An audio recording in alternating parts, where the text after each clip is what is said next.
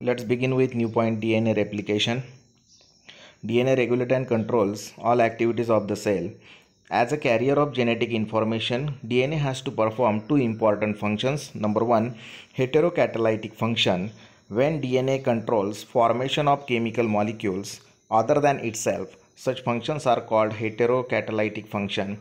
Example, synthesis of RNA and protein. Second, autocatalytic function. When DNA controls formation of DNA itself, then such functions are called autocatalytic function. For example, replication.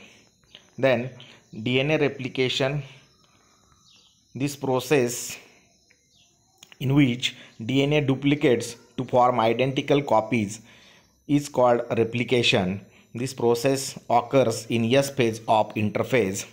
Next topic, semi-conservative replication of DNA. It occurs in certain steps. Number one, activation of nucleotides. Four types of nucleotides of DNA are present in nucleoplasm, that is DAMP, DGMP, DCMP and DTMP. They are activated by ATP in presence of enzyme phosphorylase. It forms deoxyribonucleotide triphosphate, that is DATP, DZTP, DCTP and DTTP. This process is called phosphorylation. Then point of origin or initiation point. The replication process actually starts at specific point O and end at point called T. The unit of DNA in which replication occurs is called replicon. Prokaryotes have only one replicon while eukaryotes have several replicons. At point O, endonuclease enzyme cut one of the strand of DNA temporarily. This cut occurs in phosphodiester bond. Then unwinding of DNA molecule takes place by enzyme DNA helicase, which breaks weak hydrogen bonds near point O. Strands of DNA separate and unwind. This unwinding is opposite direction and continues as Y-shaped replication fork. Each separated strand acts as a template. Two separated strands prevented from recoiling by SSBP, that is single strand binding proteins. SSBP remain attached to both separated strands for easy formation of new strand. Then replicating fork.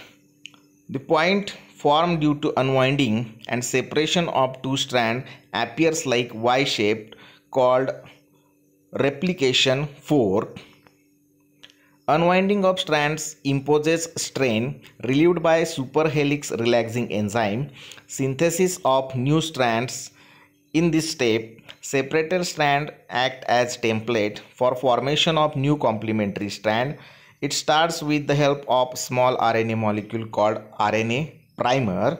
RNA primer attach to 3' end of template strand and attracts complementary nucleotides from surrounding nucleoplasm. Then these nucleotides bind to complementary nucleotide on template by forming hydrogen bonds, that is A is combined with T or G is combined with C or vice versa. Newly formed nucleotides interconnected by phosphodiester bonds and forms polynucleotide strand. DNA polymerase forms new complementary strand.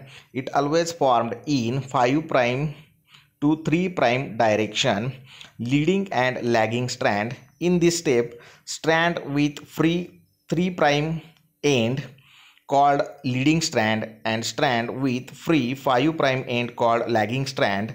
Replication process starts from 3 carbon end of strand and goes towards 5 carbon end. Both strands are anti-parallel. New strand form always in 5' to 3' direction. Then watch the given image which shows the opposite orientation of DNA strand. Then there is formation of your nucleotide. Then overall direction of replication,